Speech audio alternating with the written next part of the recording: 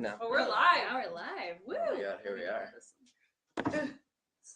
We're here. It feels darker in here than normal. What's happening? Fix that, I think. Hold on. We had some lights. Lights, camera, Do action. we like that? Boom. Yeah, No, I think so. we do? Okay. Wow, we're just have to roll like that. Yeah. We're here. Hi guys. Welcome. Welcome to Wild Hearts Podcast, everyone. Oh my gosh. Wait, do you have it on the right thing? Yes. Like the. I have no idea. Let's just Wait, trust turn it. Just I trust think it. this is the back. Oh wait, no. Yeah. Are We're we sure learning. people can? Yeah, are we sure people can hear it? It's not supposed to be on. Well, that they one, can Sean. hear us no matter what. What do you Oh mean? yeah, it is. Yes, You're right. is. You're right. You're I right. didn't move it from the That's- last time Jay touched it. So we have this new baby that we're testing out. Yep. It's quite nice. We don't know what is gonna come of it yet, so stay tuned. Cross your fingers. Stay tuned. Yeah. Sean and I did AJ and Oh my Lindsay God. James's commit to fish. Commit to fish. I called it the commit to shit when I was with my sister. So. Commit to fish. Commit to shift this morning. So we need to Get our shit together. we need to. Yeah. Our muscles are Was crying was right today now. the first one?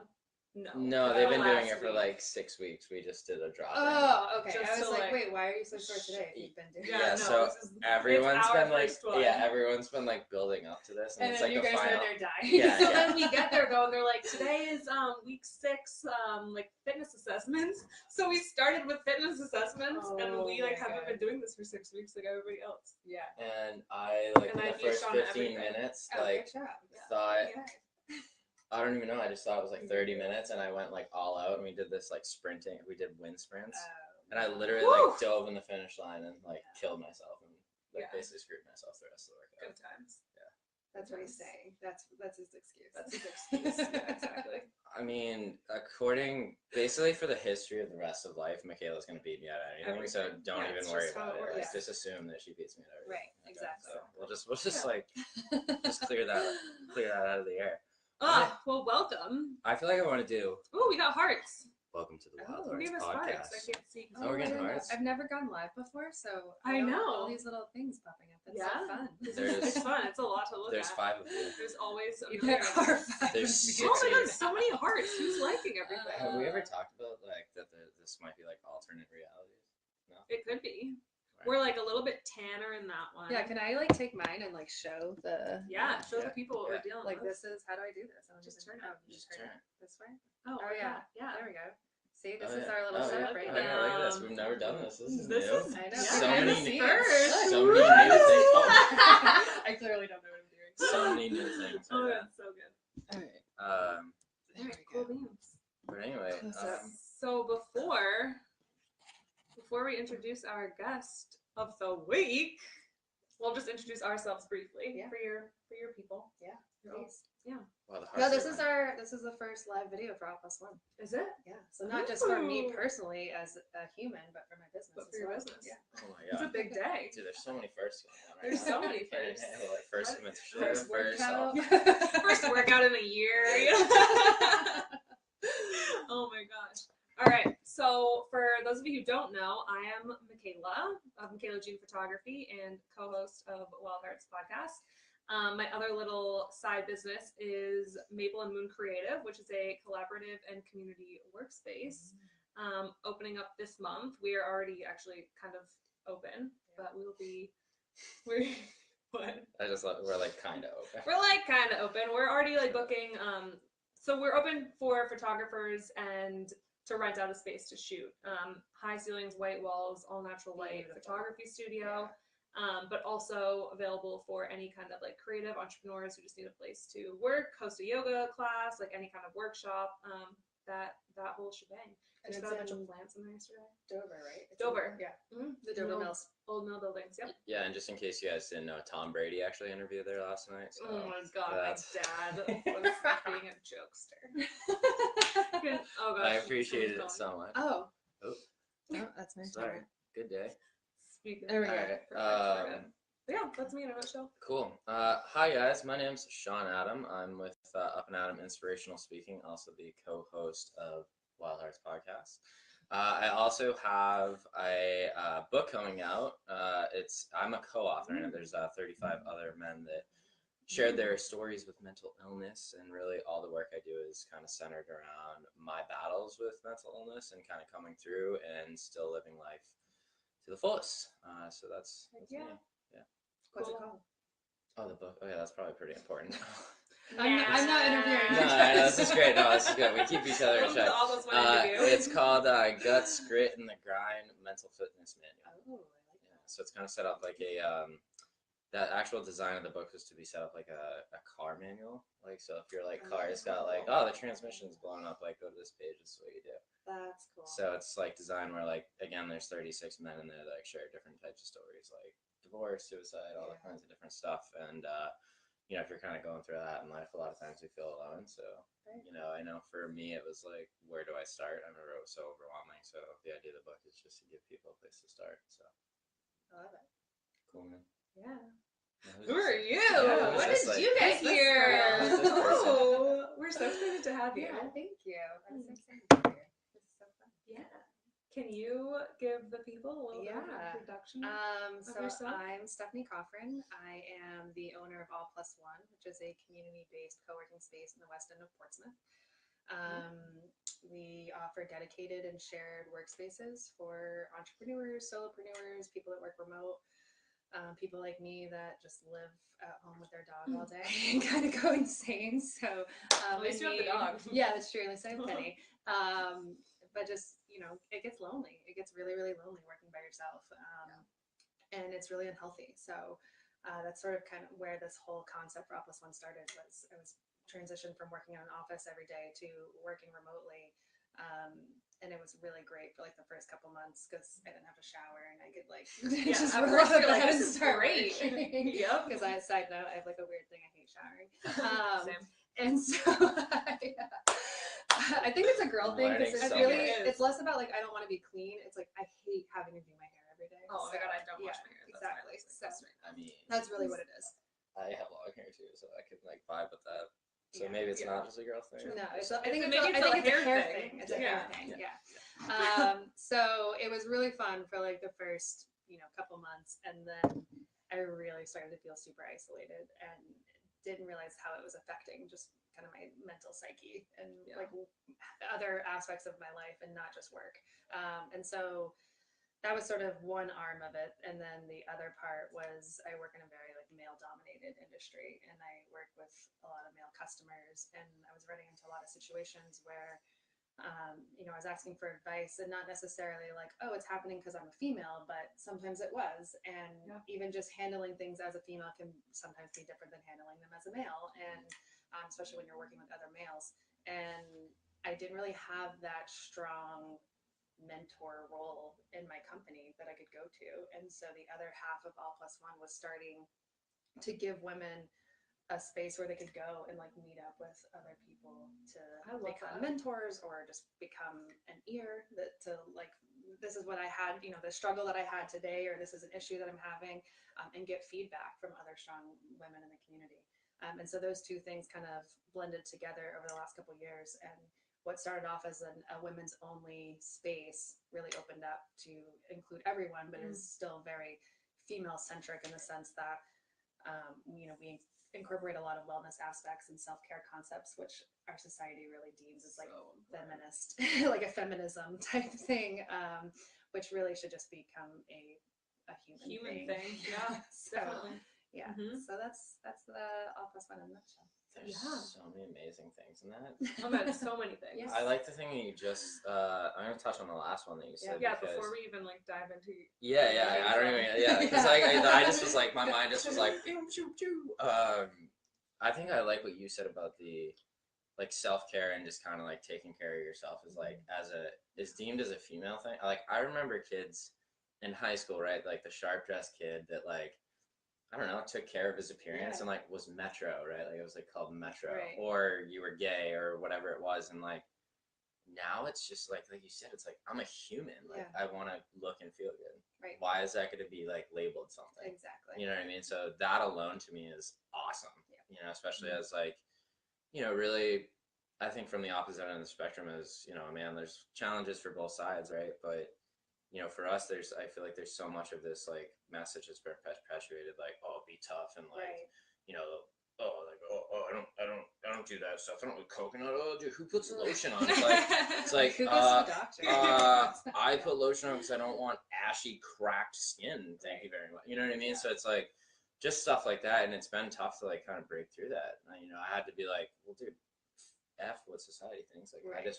I want to be healthy. You know, and it's I like that. So thank you. Yeah, of course. That's kind of the driving.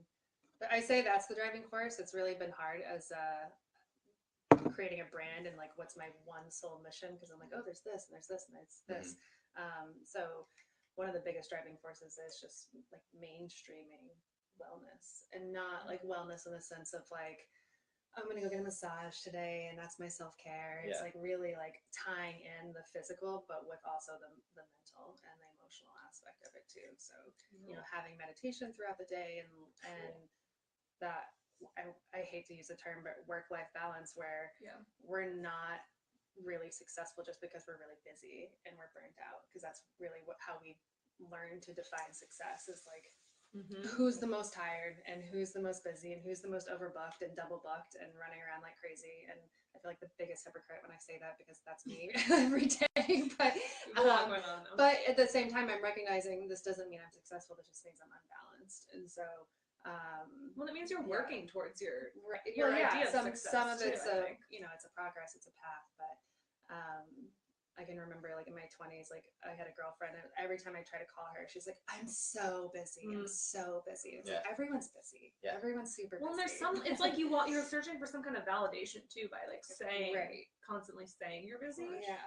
I would really love to reach the point where everyone's like, how you doing? And I'm like, I'm not busy. I feel really good. But everything's just like going. Like, everything's just moving. Yeah. Well, I wonder, like, might be a tough question for you because you do have so much going on, but I think like oftentimes when you step into the entrepreneurial world, it's not just like when you start, like it's not just like you're like doing 8 bazillion things. You're kind of like, oh, like how am I gonna fill my day? Like how, you know what I mean? So there's like that, and then you feel, I know at least for me, it's like then you feel like, oh well, I'm not busy, so something's wrong, or you know what I mean? And I think it's such an interesting contrast because we've been fed this like team no days off, rise and grind, like constantly grinding. But like anyone that's like in a holistic like sense of wellness knows that there's got to be balance to that. You need to have balance to that. Like I recently, I feel like I've been going like hard since Jan 1, and like my body's just been like and this is the time of year I think when you get a lot of people with that like January resolution. They're like, and this is right when like if you look around, so many people are starting to get the flu right now. Like they're reaching that point of burnout. So knock on wood. I'm not sick, but I already have that burnout. Can we just like real quick talk about the name of all this one, because I think it's so genius and I don't want to forget. So it was funny. I was coming up with names, and like I went through so many of the like traditional. I call them like the IT, like San Francisco, like type names, like the the we work and the I this and the you this and like whatever, and like the apples and the quick little like names. And so when I came up with All Plus One, it originated from a quote that I read in this book, and I was coming back from living in New York, and I was having a really tough time. I was in my early 20s, and so you've had this name for a bit. It's just kind of words that like have had a lot of meaning to me for a really long time. And so I was staying with my aunt and uncle, and I came back from New York, and she had a stack of books by the bed, and I just picked up one off the top, and it's called A Year by the Sea. And it's about this older woman who's in her 50s or 60s, and her kids are all grown up and they have kids and they're all out of the house, and she's experiencing empty nest syndrome. And then all of a sudden her husband's like, I think we should like take some time apart. And her whole world gets turned upside down because she'd been a stay-at-home mom forever. And she goes to live in their house. I think it was actually in like York or like somewhere local to here, for a year by herself. And she had to get a job and become self-sufficient. And so every chapter started off with a quote, and one of the quotes was, the word alone derives from the 2 words from the Greek language of all and one, and the concept of being alone is not about being all by yourself, but becoming one with all of yourself. And so this really resonated with me when I was like in my early 20s, like really struggling with life. And so I actually ended up getting it a couple years later as a tattoo. And so I didn't know that. I have it on my foot, Oh, and perfect. I just had it like as part of my life and sort of as a reminder and a little self mantra. And then when I was coming up with names for All Plus One, I came up with a tagline first because my original concept for the business was so much bigger than what it was, and the idea was that it was this one space where you could go and really get your day done. And so my tagline was "Life is all over the place, escape to one space." And I wrote it out, and like the words "all" and "one" were like right there, and I was like, "Oh my god!" Yeah. So I was like, it's a mouthful, and people are going to be like, "What does that mean?" And it doesn't shout co-working space when you hear it, but it has like a super special meaning. So yeah, so that's it. Oh man, I love that so much. I think it's perfect. Wow. I think That's it's so so perfect. Damn. Yeah. That is so cool. And Thank you. it like happened years ago. Yeah, Is the yeah, best like part. forever ago. I mean, almost 10 years ago. I'll be 33 this year. So It's so crazy. that's crazy. Oh, well, Patience. Patience yeah, is a virtue. it is. Now I know why they say that. It is. Yeah. Well, let's like go back in time. Okay. Let's like, where does your story like begin? Mm. That's such a weird question. Yeah, but, like, it is. you know, that moment that you feel like Started. I mean, yeah, for my business, for me as a human, as a Whatever Let's you just feel. go back to hold on. So let's just give people like a brief summary about like your childhood and like Yeah. the moving around, and then let's Yeah. like immediately dive into that like mind-boggling decision at age 11. Yeah. Like, because that is like I And then the remember one at reading that. 19. Yeah. Yeah. No, but seriously, like that was legit. So Yeah, so let's just talk so about everyone that. knows, they like Michaela and Sean send like prep questions, Yeah. and No, we're I sick. had a really hard time. Yeah. I had a really hard time answering some of them, and I didn't get them to them on time because. But yeah, so so I'll just start from the very beginning. So my parents were never married. So actually, I was a one-night stand baby. Fun fact. There you go. They met. Turned At out quite my dad was like a manager of a band, and my mom was like a girl in the bar watching the band. And Oh they my like God. yeah. That's So awesome. it's That's pretty kinda funny. cool, though. Yeah, but then they met and then had conceived me, and then they actually stayed together through the pregnancy, and my dad proposed to my mom, and then they were like, "This is a terrible idea. We should Oh my not gosh. do this." Oh my God. And so, but my dad's always been a huge part of my life. I grew up living with my mom, and when I was 4, she married a guy in the military, and so that kind of prompted us to start moving around a lot. And we were like domestic for a while, and then we went overseas in Germany for a little bit, and then came back, and then we were stationed in Killeen, Texas. That was sort of our like the last place we were rooted. And I spent the summer with my dad, and little did I know at the time it was because my mom and my stepdad were like going through a really hard time. And so I like went to go live with my dad for a month, basically up here in New Hampshire. And then I came back, and they're like, "We're getting a divorce," and I was like. I was traumatized because I was like, wait, people don't get divorces, because my parents had never been married, so I didn't know that was even a thing. And so I probably less than 6 months later, I decided at 11 that I wanted to move back up here, or not move back, but move up here to live with my dad. Yeah. And I didn't even talk to my mom about it. I like went and like hid in my bedroom and like called my dad, and I was like, "Hey Dad, like, how you doing? It's Tuesday night. Like, I want to come live with you." And Oh my he was gosh. just kind of like, "Whoa." And so we talked more about it and decided we would do like kind of a trial thing and make sure it's a good fit. And then I went and told my mom, and so I did. So when I was 11, I packed up and moved up here, and it definitely like I think fundamentally has changed like who I am. Not just because living in Texas is so much different than living up here, but just Kind of though. it is. Yeah, that's like it is a very very different Yeah. culture. But also just being growing up with a single dad and like that aspect of it, and I think because of it I was a little bit more independent. Yeah. Coming up here, like my dad had never raised kids before, so all of a sudden This was your first time living with him. Yeah, exactly. So there was a lot of like new things for both of us, like going through a lot of growing pains. Yeah. Oh my gosh. But so I moved in with him when I was 11, and then we sort of like we were in Henniker, New Hampshire, which is the only Henniker on earth for those that don't know. I just passed a truck that said that exact same thing on it. Oh, really? It was like, we're the only Henniker. Yeah, it's the only Henniker on earth. Weird. Yeah. That's so weird. That is so weird. That was literally this morning. Oh, strange. I wonder what they were advertising. Yeah, I don't know. That's Was it crazy. for like Henniker Brewing Company, I wonder? Well, that's what I thought, but I don't think it was. Because that's like the only thing I know that's in Henniker. It's the only thing That beer is like Henniker. miles to miles or something. Yeah, I exactly. think they used to play hockey in Henniker. Probably. But yeah, That's so crazy. I didn't know that. Yeah, so we lived there. Then we came out to Durham because he ended up teaching at UNH. Oh, no way. And then I went to Oyster River in Durham, and then started at UNH. And then at 19, actually, so when I moved up here when I was 11, my dad was going back to school. He had dropped out when he was 19, which was kind of a fun foreshadowing to the next part of my story. And so he was going back to school to finish his degree. And him and my uncle had bought a condo for my grandparents to live in. And so when he decided to go back, he moved in with them. And so when I moved up here at 11, he was going back to school to get his degree. And so I moved in with them. Like, so we lived with my grandparents and until we moved to Durham. And so my grandmother sort of became like my mother, like a second mother, like living with her. And when I was 19, she passed away very suddenly of a heart attack. And so I was going to school at UNH and just very quickly, like, what I didn't know at the time, but like had like a huge situational depression, situation. And so I withdrew from school. I lived in a house in Newmarket for a semester, just like not knowing what to do with my life. And then I packed up my car one day and decided I was moving to California.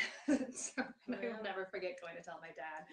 And I was like so naive and young, and I was like, yeah, so I think I'm just gonna move out west. And he was like, go for it. And now that I'm older and like getting to an age of like having kids soon, I'm like, he's insane. Like, who tells a 19-year-old to like pack up their car and move across the country? But you learned so much. Yeah, I did, but like struggled a lot too. 19's young. And I've had I've had younger cousins because I did that, like reach out to me and they're like, hey, I'm thinking about doing this. And I'm like, how much money do you have? Like, and I'm like asking all these questions that they don't want to hear. They're expecting me to be like, do it. Yeah. And I'm like, no, it's freaking tough. It was super hard. Like, I moved to New York with like $700 to my name. I like moved out west and like had no idea what I was doing. Had never like had to lease an apartment on my own before and like all these things. So so I moved out west. I lived in Colorado for about 3 years and then started a bunch of different like entrepreneurial businesses out there, and then came back east and lived in Nantucket for a summer, and then moved to New York. I worked in fashion, and then Boston, and then like realized I needed to go back to school. So I finished my degree and I went back to UNH Manchester, and then settled in Portsmouth because I'd kind of seen the world at that point and had lived in a ton of huge cities, and I tried so hard to be like that really cool city girl, and I hated it. It made me so miserable. Even in Boston, like, 'cause to me Boston was like, oh, it's home, like it's it's the East Coast, and Boston probably makes me more miserable than any other city I've lived in, like more than New York, more than like major metro places.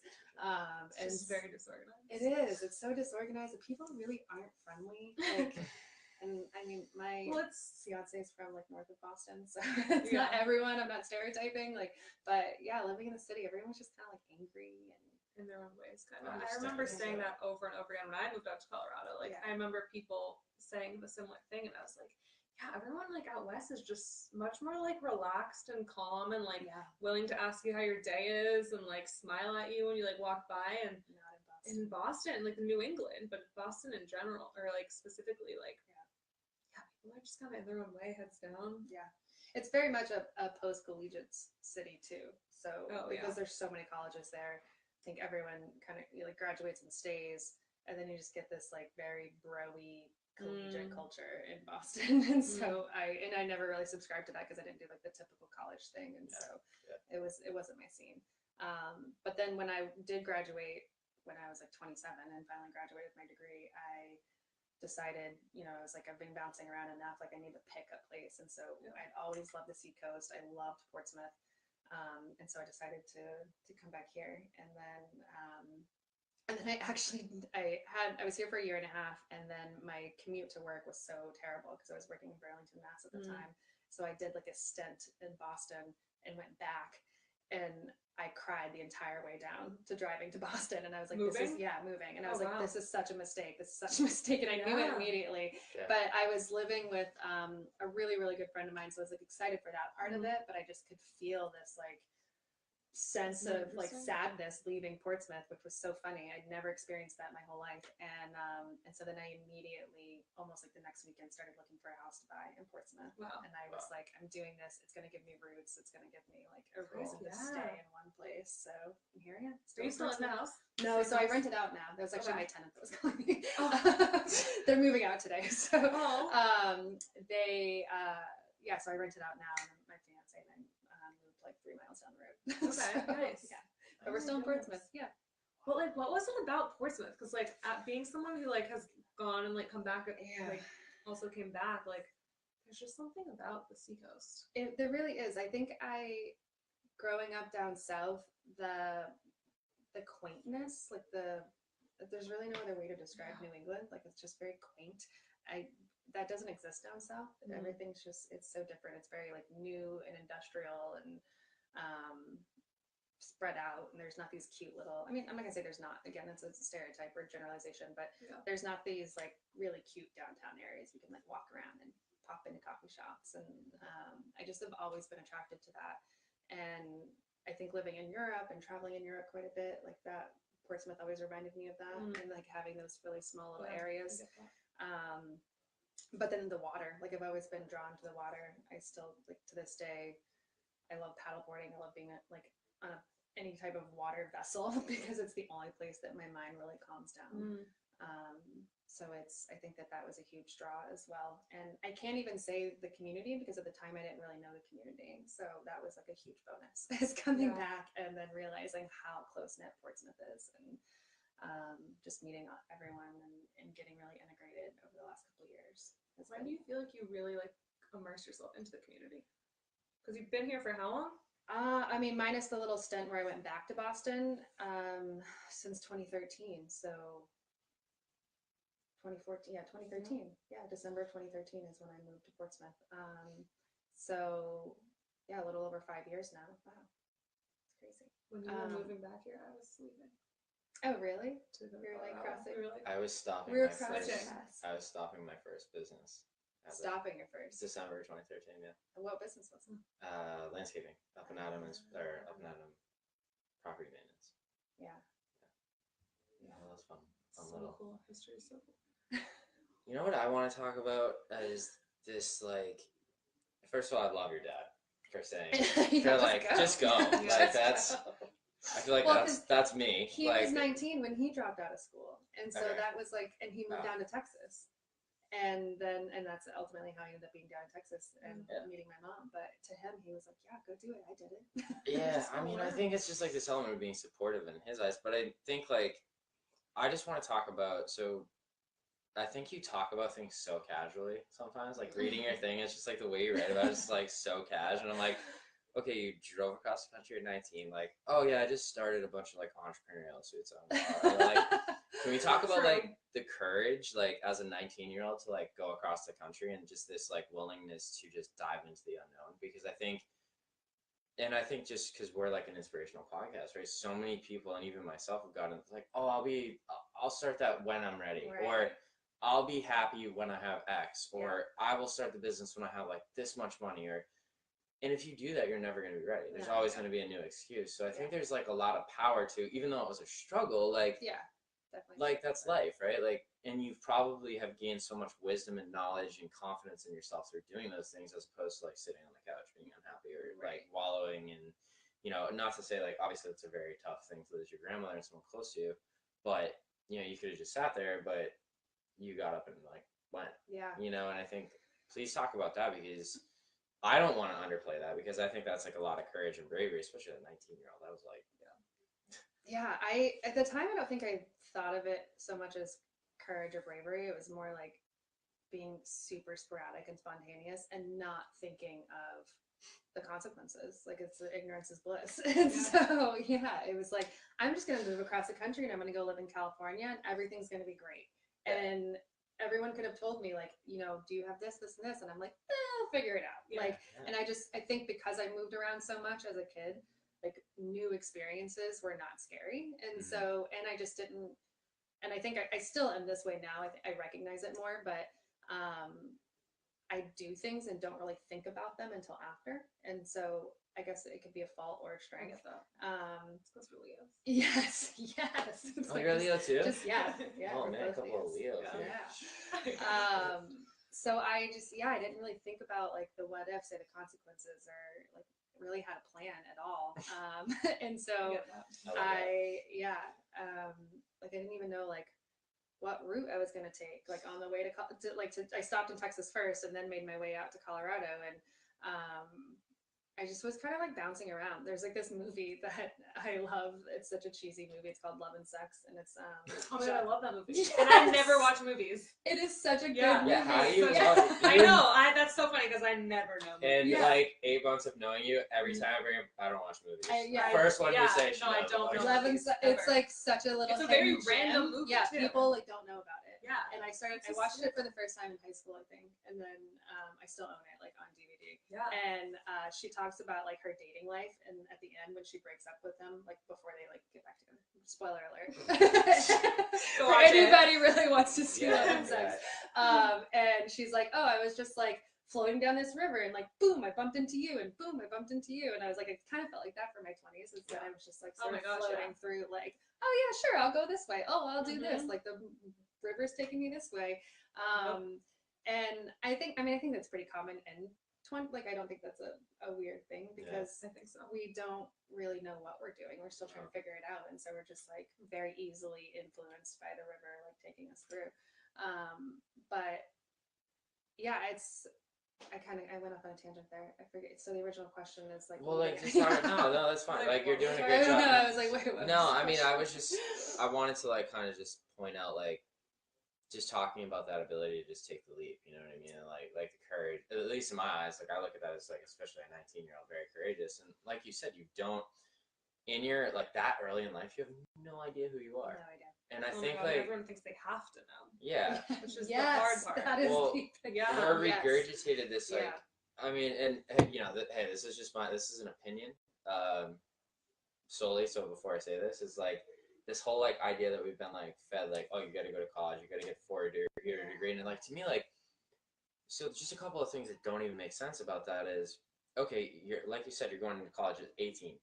Okay, so you're telling me I'm gonna take a guess at what I like. Like, I'm gonna pick a The psychology amount of times degree. I've changed my degree. Well, that's what I'm Oh my saying. God. So I'm My gonna take a major, guess and everything. pay, you know, on average $20,000 to $40,000 a year, I guess. Yeah. And then you come out and you're $100-something thousand in debt, and then you're like, oh, well, this is what I chose, but maybe I don't even like it. Oh God. So that whole So many system people. just doesn't make sense to me. So like, what I love about your story, and granted, it's very similar to mine, so I might be like very You're biased, biased. but like I've tried so many different things because, especially in your 20s, like you said, you just go. Yeah.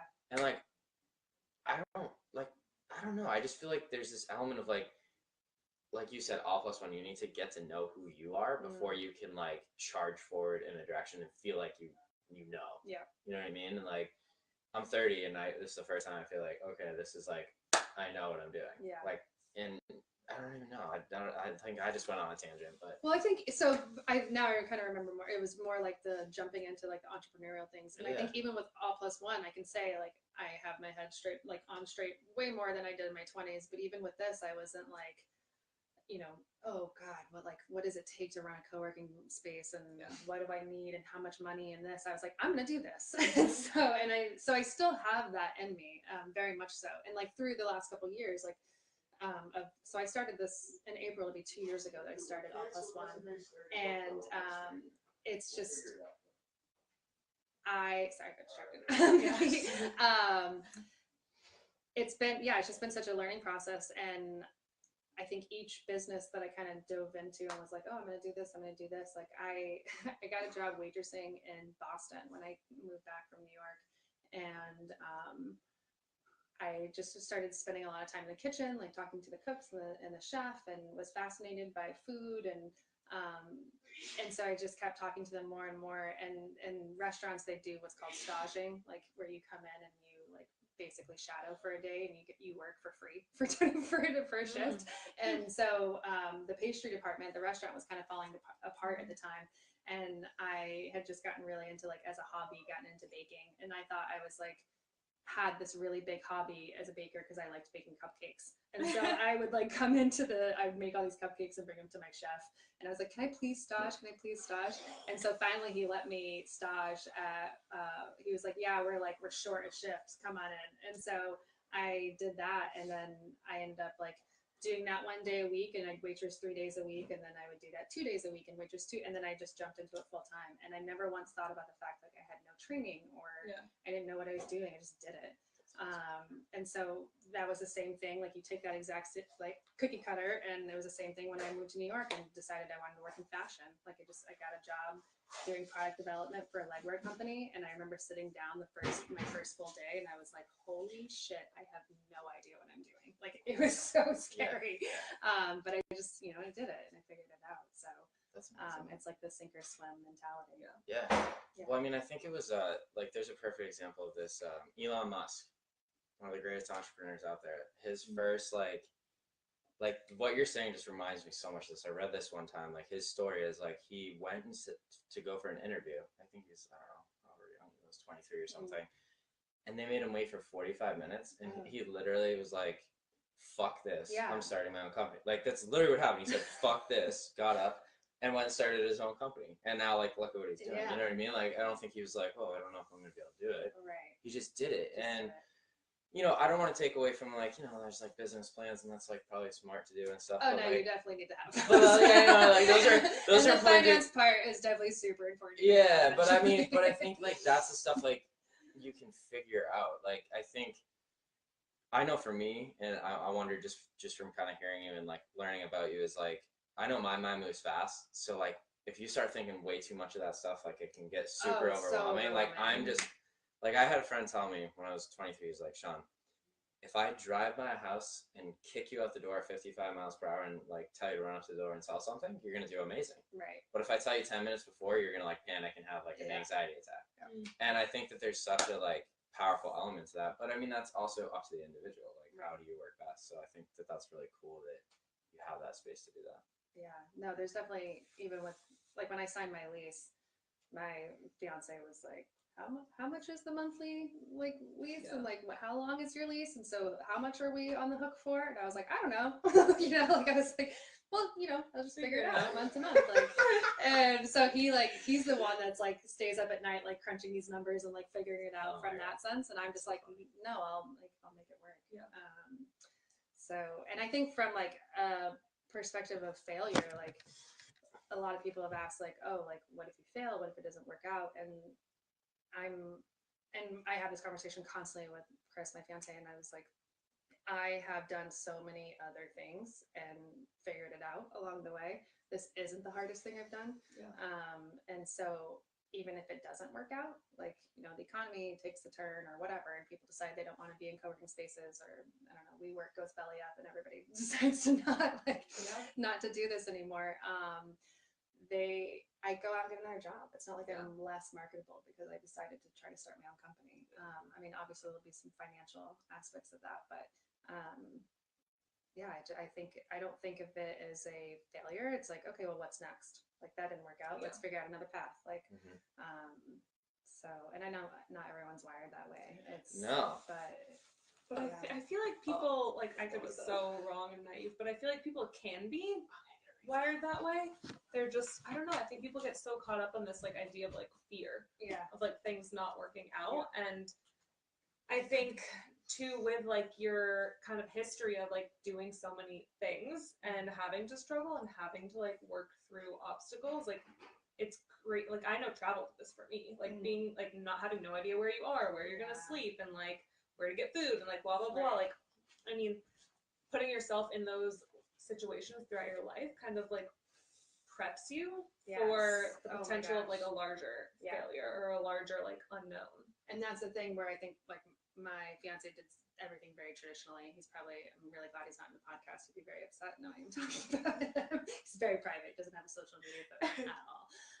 So my nameless fiance, I know, it's so funny whenever there's like your engagement photos, like the ones you posted, like his face is like yeah, it's like cropped out. I told him I was gonna start doing like the Ryan Reynolds thing with him, like posting our engagement photos, but like cropping his face out awkwardly because he just hates being online. So funny. But he did everything so traditionally. Like, you know, he graduated high school, went to college at BU, and then got a job right out of college, and like, you know, is the type of person that would like work at a company until he retires, and that's a great quality to have. Like, I look at it as a strength because to me, like, I get bored after a couple of years, and so I'm like itching for the next thing. And so it's a really great balance.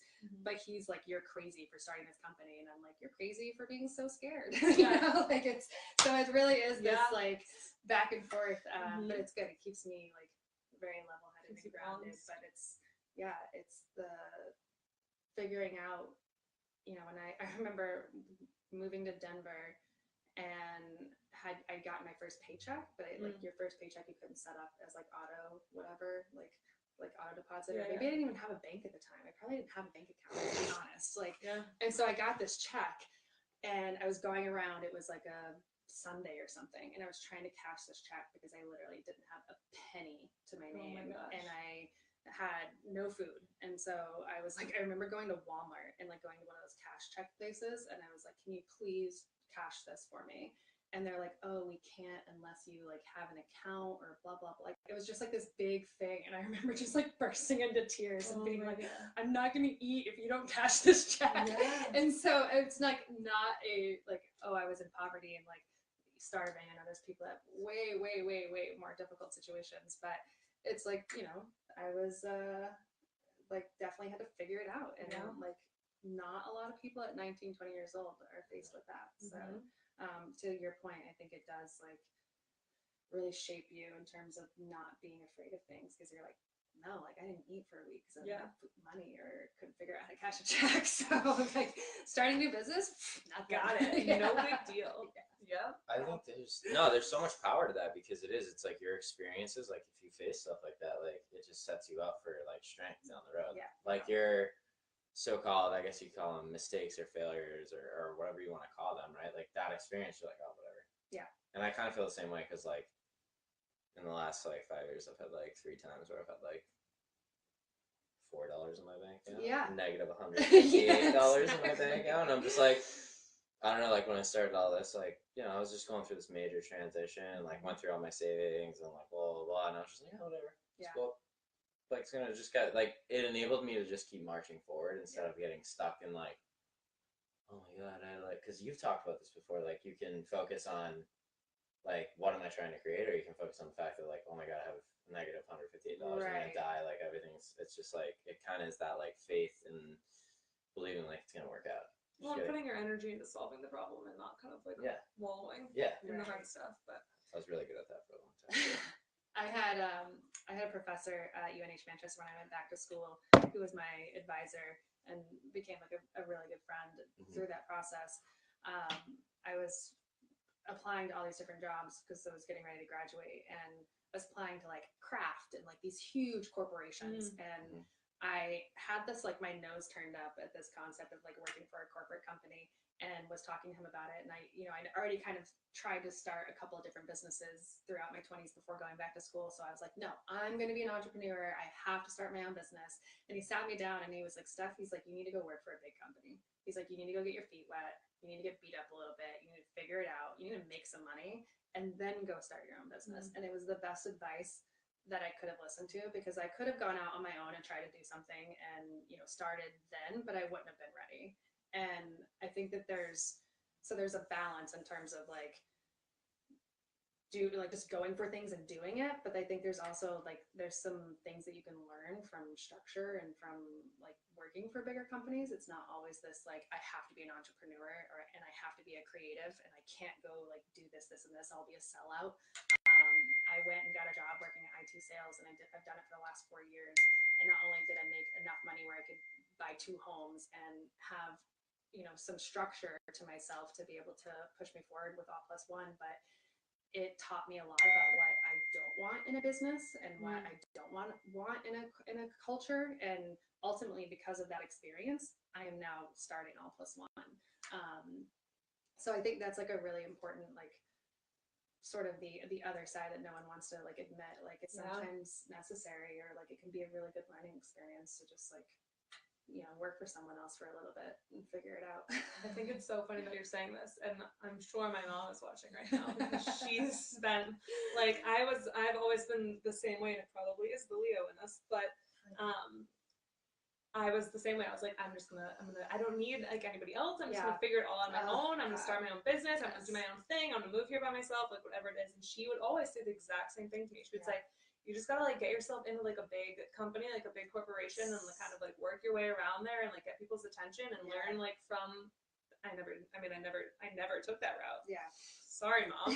But I mean, it shows like you can still be like you're still doing all of your dreams and like doing all of these things, and so there's different paths. Yeah, exactly. Maybe not with the same level of financial security, but and it's like Chris and I talk about that all the time because he's like we met at Oracle and doing sales, and he's like, I could take $50,000 right now and go retire. Like he could make it happen, and I completely believe him. And take 50 and go get some groceries. Yeah, exactly. And so I have never been like, I clearly have like had some financial struggle in my life. I grew up with a single mom and a single dad, and he's like, you know, money isn't everything, and I'm like, money does not buy happiness, but it also can prevent a lot of stressful situations. And so there's like definitely excess. And do I need 2 homes? No. Like, would I be fine living in an apartment in Portsmouth or like, you know, anywhere? Like, absolutely. But you know, it's like, I think that was also sort of something I had to do, was step back and like let go of that pride of being like, no, I'm going to do this on my own. Like, I'm going to make this happen on my own, and, you know, go work for a company, because it ultimately gave me a lot of stability that I was lacking at the time. So, oh my gosh, yeah.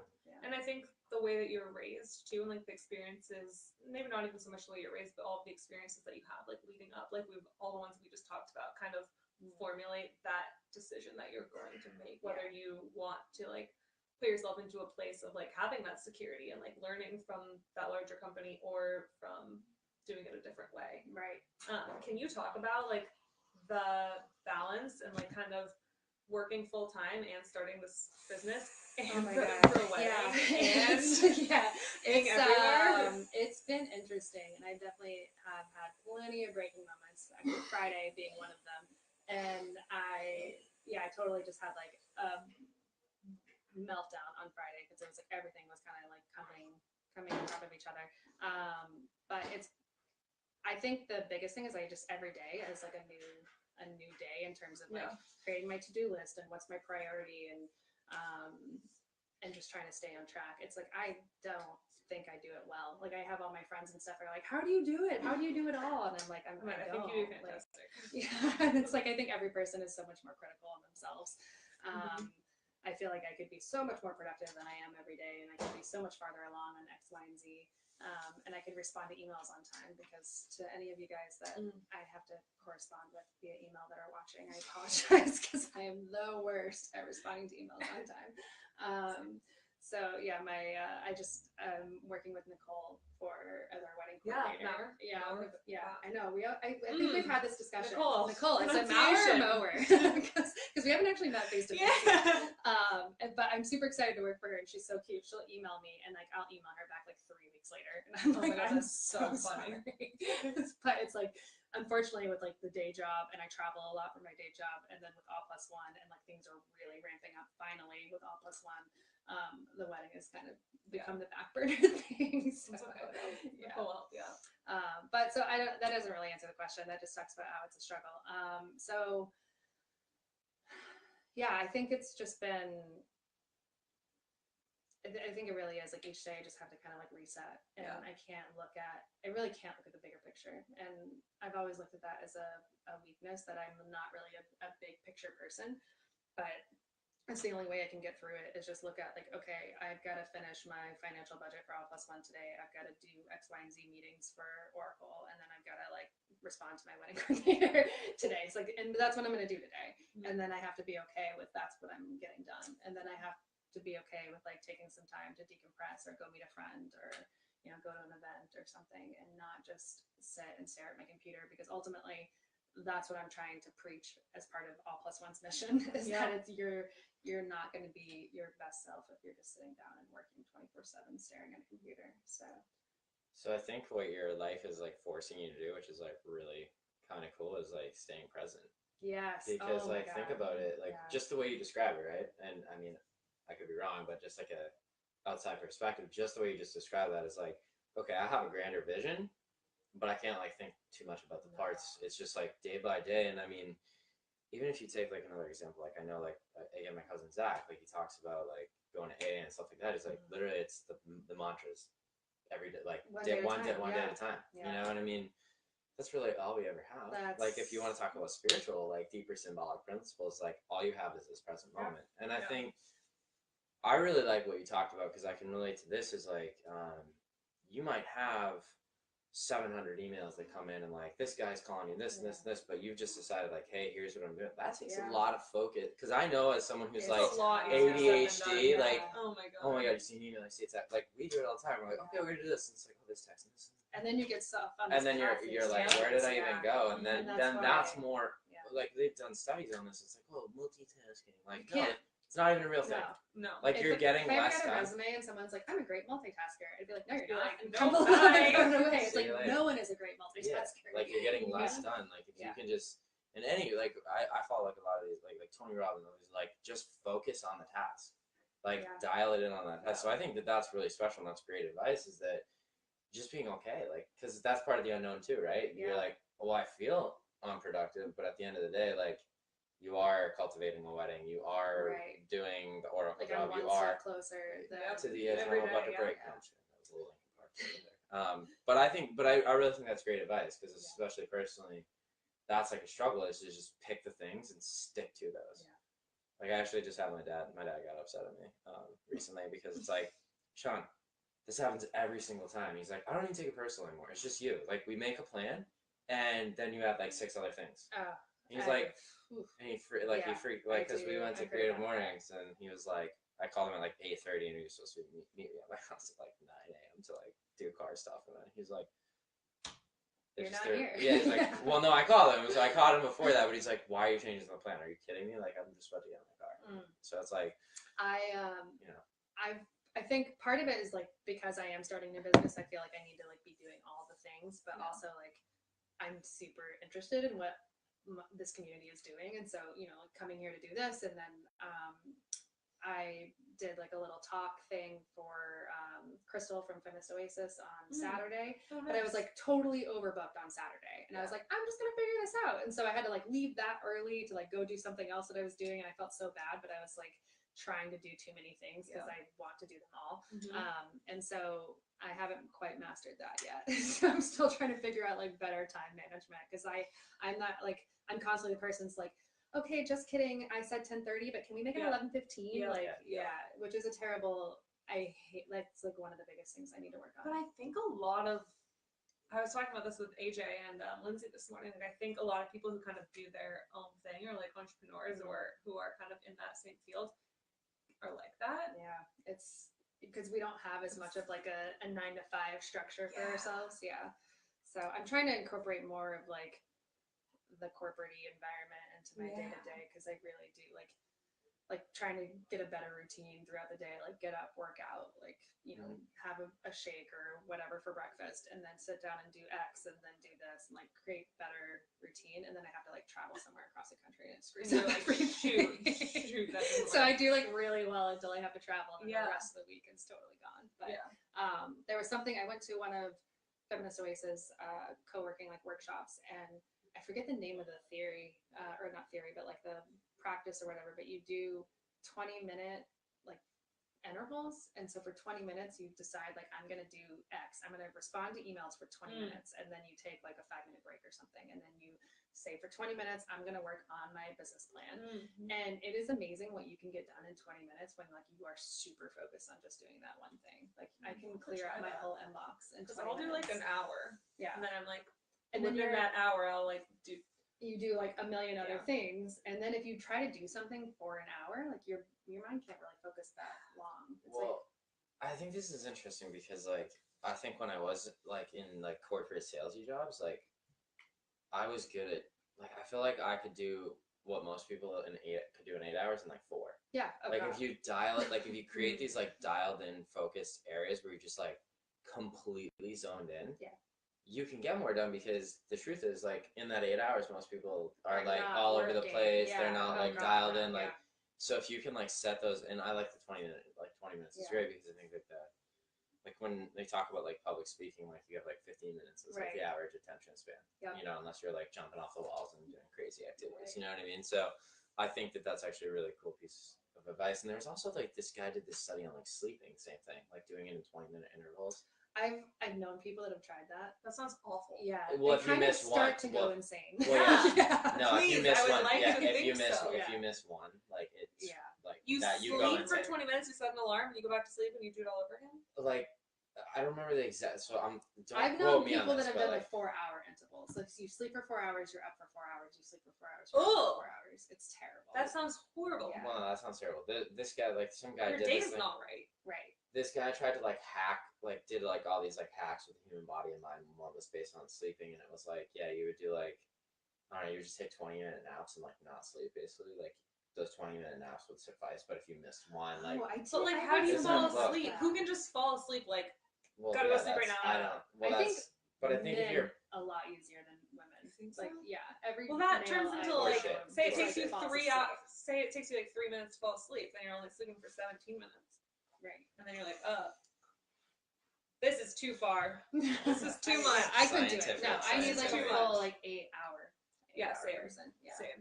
I'm not one of those who like I'm function trying off, at like 5 to 7:45 6. last night, That's amazing. but I get up early too. You so. too. I always see like your posts and like how early they are, and I'm 5 like, a.m. God damn it, I need to start getting up. But I go to bed early. very That's early. literally. Yeah. That's literally. What time I do you feel go to every bed? time. Or get up? I go to bed between like 9:30. I get into bed between 9:30 and 10. Yeah. Typically, unless there's like something else going on. Mhm.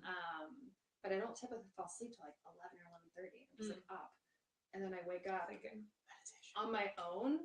If I wake up like without any disturbances, I could sleep easily till like 8:30. See, I find now that I like eyes wide open, wake up at like 5 a.m. I'm like, I'm so jealous. of that. doing. See, that's. So jealous. I don't. But I go to bed like early. Maybe that's it. Maybe I need to like bump up my bedtime. But then I just feel like a weirdo. Like there's so many people Oh, that I I do. know that are All like, of the still, time. like out doing things, and I'm like, no. And then I I'm going wake to up and I bed. have like so many text messages from like 8 p.m. to like 11, and I'm like, sorry, I missed that. I get was texted at like sleeping. 10:30, and I'm like, who texts at 10:30? Yeah. Like, I'm sleeping. You know what I want to figure out? Okay, so I'm gonna. But then I text people at like 5 a.m. and they're like, this Yes. asshole. Yeah. Or I'll be like text people at like 5 a.m. in Colorado, and I'm like, Oh. oh, sorry, it was 3. Just kidding. My bad. Middle of the night. Yeah. But I do agree with you in terms of meditation. I've been trying to incorporate that more. The one I want to figure out is The Rock, Dwayne The Rock Johnson, because that guy like Doesn't sleeps sleep. like 6 hours and 48, and then he's like, yeah, just landed from Shanghai at midnight and up at 4 a.m. to do And he my works workout. out like 8 hours a day. And Like I'm that's physically exhausting. I think for your it's body. just how you. But he also eats like friggin' like 6 Well, pizzas there's to that. his So there's face. like no, we talk about this, right? Like, so when I feel like you're like in alignment, right? When you're like truly in alignment, like you just have this like insane energy that you like.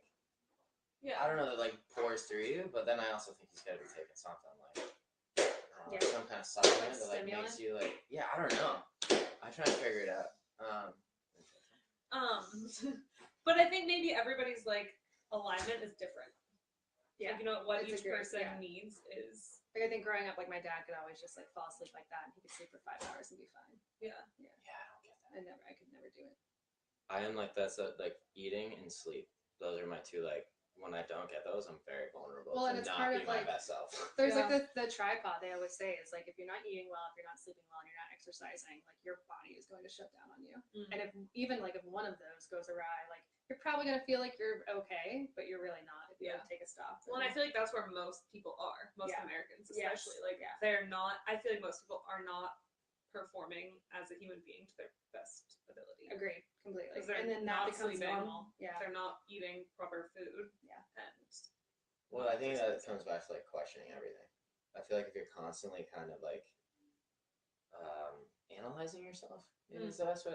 Like if you like, that's like why journal's good, right? Like, how am I feeling today? Oh, Right. like wow, this is way different than like the joyous, exuberant person I was like 3 weeks ago. What's going on? changed? What's Yeah. changed? I don't Well, we're always do always cycling too. Like we're always cycling through different. I don't know. No, I agree. I think there's time, like that's what I'm talking about. Like I feel like I like have this like super insane high energy for like the month of January, and like lately I've been like I sleep and I like still feel like I'm like zonked. And it's like recognizing that that's okay though, because like I feel like too we're programmed to think like the second we like don't have any energy and we like feel like our life is crumbling, that like we like cling on to that and we're like, oh, we like let it define us too. And we're like this like sad, depressed person. Yeah.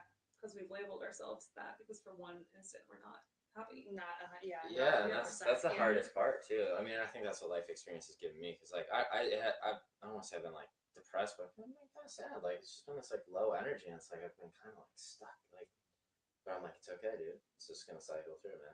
You know what I mean? Oh, they stopped. It's been an hour. Oh, cool. Wait, so we touched upon Creative Mornings briefly, which just reminded me that we were also so inspired by Amy. Oh, the boob my lady. God. I just wanted to say that. Also, which We've been she calling her the emailed boob me, and lady. she's one of the people I haven't emailed back. So I know.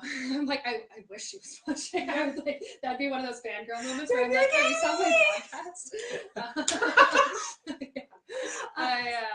No, she was amazing. Like absolutely amazing. God. Like, and I've told everyone about it. Like I'm like, oh, like you don't even have boobs, you should download this app. Yeah. Like, oh my God, you were so moved. Like Sean and I somehow got in the front row. Why were we sitting? I've never sat in the front row. Oh, Keith like put us there to take a picture, and we like didn't move. We were just like sitting in the front row, like everything she said. I was like, she was yeah. I mean, she presents so well. She was funny, like. She was like so real, really like so real in the moment, but also like the perfect amount of like funny and intelligent. Well, it was real. Just the only word is real. It was real. It's just a real experience. Like you're a badass, but you're real. It was so. And good. then she dropped like an F-bomb. I'm like, yeah. So, like you're so real. Like I was like, wow. So she seems like a super like awesome businessman. Just like, yeah. What was it about her that just like? Really stuck with you. I think I identified with like that sense in her where she was like, you know, we're gonna go on this show and we're gonna pitch our app, and then they all turned us down. Okay, now I'm gonna go buy a bus. Like, you know, and it was just not this like you let yourself like have that moment of like this sucks, and then you cry and you do whatever you need to do to get out of your system, and then you're like, okay, what's next? And that's just how I've been my whole life, and so it was really inspiring to see her like embody it in her way and talk about it and show that it can be successful.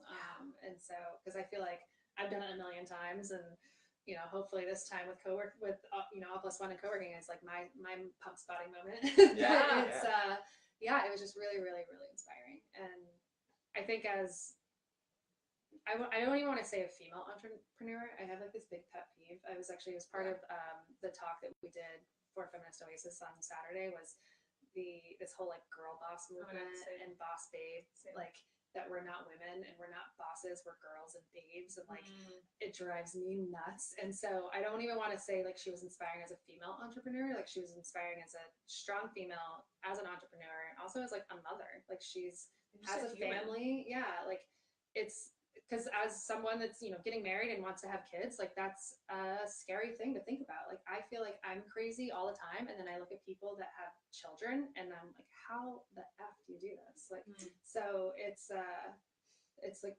she was super inspiring, and I'm sure she has her days behind the scenes where she's like, what am I doing? Well, she even talked about those days exactly too, like crying on the floor in the, you know, the airport bathroom. And you know, everyone does have those days, but she was really amazing. So I have her on top of my list to email back. So off of that, what are your like go-to like pieces of advice for people like when you have those days? Oh God.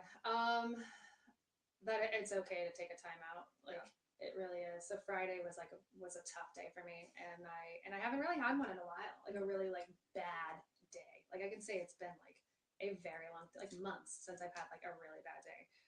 And so it sort of took me by surprise. I was like, what is this? Like everything's been so good lately. Like, what is this day? And it was pretty funny. I finally just like hit my breaking moment, and I came home and I like stripped down and crawled into bed. And Chris came upstairs and he's like, wow, so normally I get stressed and I go like, grab some beer or like, you know, play some video games. He's like, you get naked and get into bed. And I was like, yep, that's exactly what I do.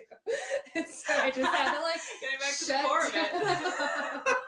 super raw. Yeah. So I was funny. like, I was like, well, it just like felt kind of gross to like crawl into bed fully clothed. Yeah. So I was like, But you're like letting go of all that like, negative energy. Get out, like crawl back into bed, and then I like got hilarious. out of bed like 20 minutes later, and it was like kind of a refresh. Like I was like, oh, I'm starting my day over again.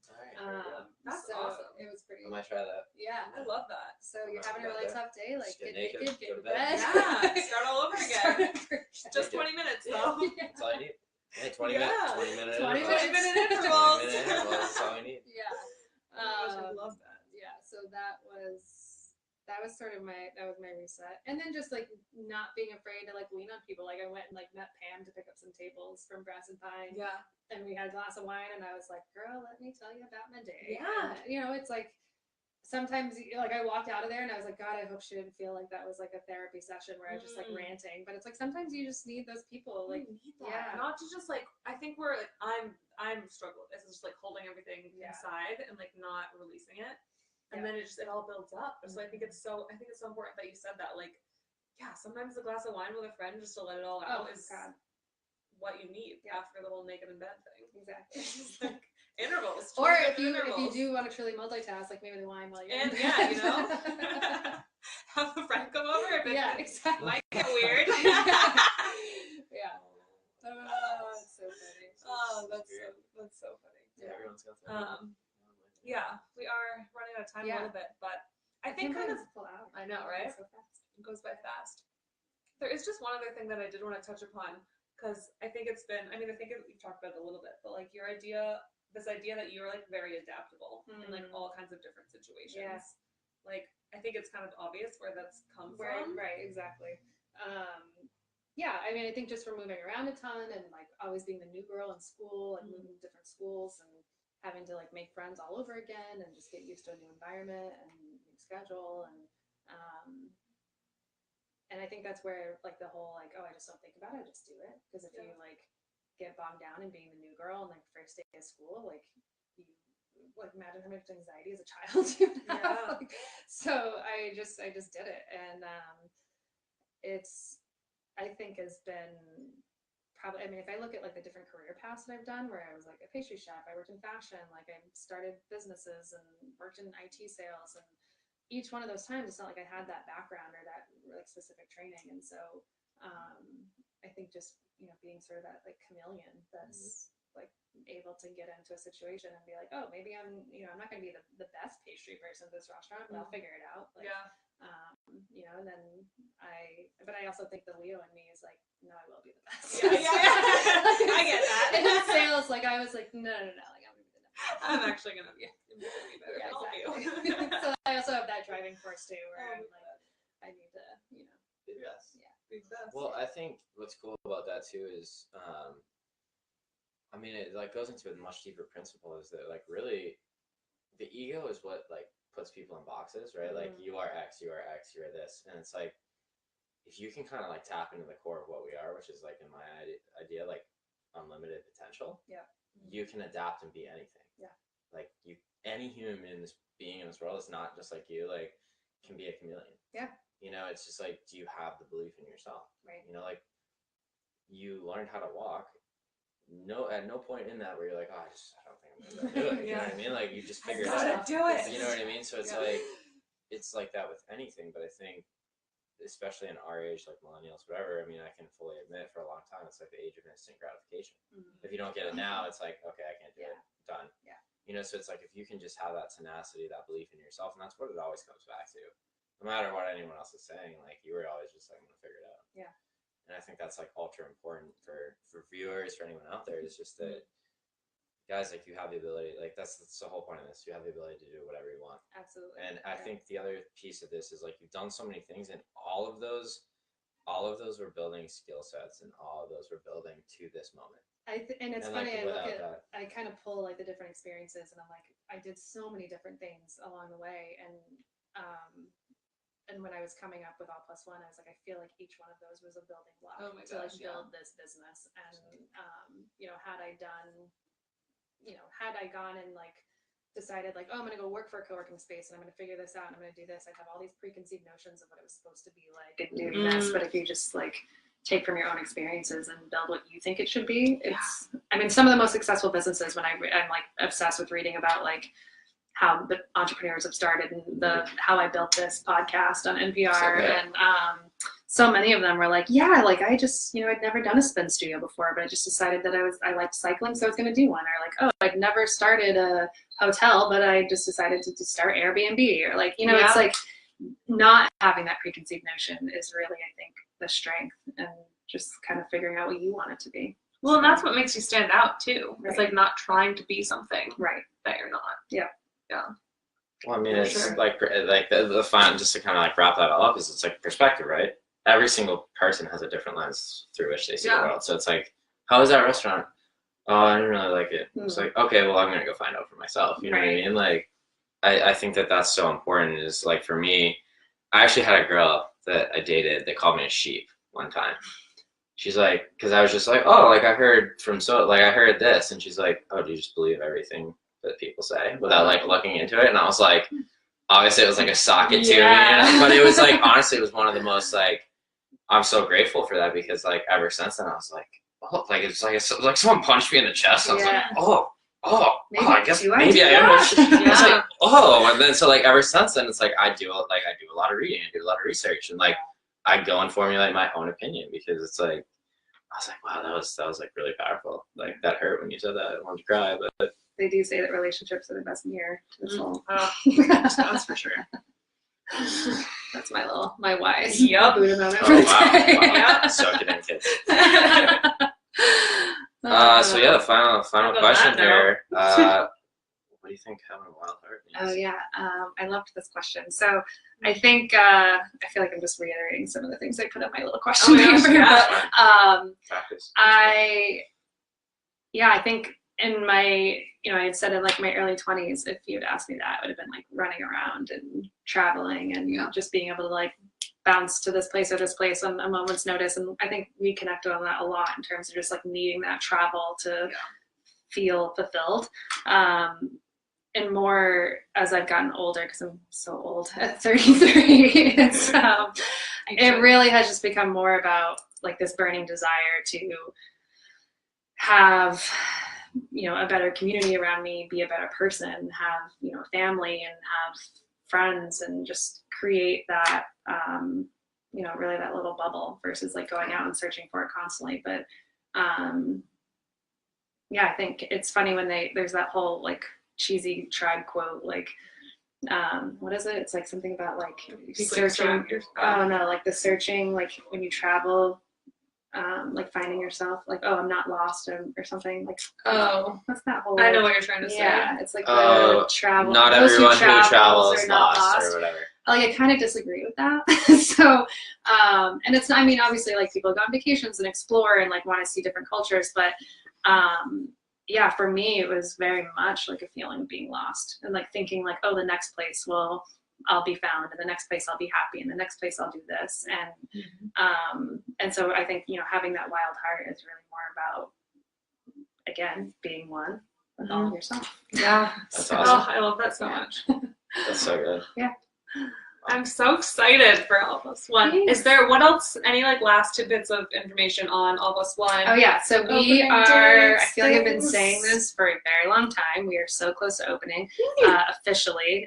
For those that don't know, and I'm sending out I'm sending out an email to my, like an email newsletter thing soon-ish, with updates on all of this, but they, our biggest delay was because of all the sound work. So we're above a spin studio, and the owners of the building had to do a lot of work to ensure that you could work and not hear all of those really fun classes down below you. So that was about 6 months of the last work with them. And so my contractors finally got in. And so the space is changing very quickly. Like all the framing is done. Yeah, they painted all the ceilings. It's so exciting. So the next couple of weeks are gonna fly by. Anybody wants to go to IKEA and buy furniture with me? Yeah, that's coming up real soon. Yeah. So we're targeting right now like mid-March as our opening. I'm really hoping it'll all depend on the inspectors. But I'm really hoping that we can get a certificate of occupancy and do like a friends and family soft opening in the beginning of March. Oh my gosh, yes, please. Yeah. We'll So be stay there. tuned. Is there like We'll be websites there. where the people Yeah, find so you? It's those all things? dash plus dash one, like all spelled out.com. You can go and join the newsletter, and then when I finally sit down and come up with that email newsletter, you'll get it. And you're on Instagram. I am, yep, all dot plus dot one. Okay. And then Facebook. Facebook is like all plus one social. It's I think. tagged on my Yeah, phone. it's tagged. Yeah. Yeah. So yeah, on all the And then things. website. Yeah, website. right? Yeah, I did that. yeah. Oh, you said that? Yeah, She all said this that. stuff. I I like that. I will side note, my website's not totally done. It's not like, but I feel you. the more important stuff is up there. Cool. Yeah, those are all the things that get pushed to the back when you're like, oh, I gotta figure out my floor plan. Like, Oh my gosh. Small Oh. details. What else? tiny What details. else? Oh, Yeah. thank Well, you so thank much you for for coming. coming, Stephanie. It's a pleasure thanks. having That was so good. Yeah. Yay. That's awesome. Everyone all check out All Plus Yeah. One. Have a great week. Yay.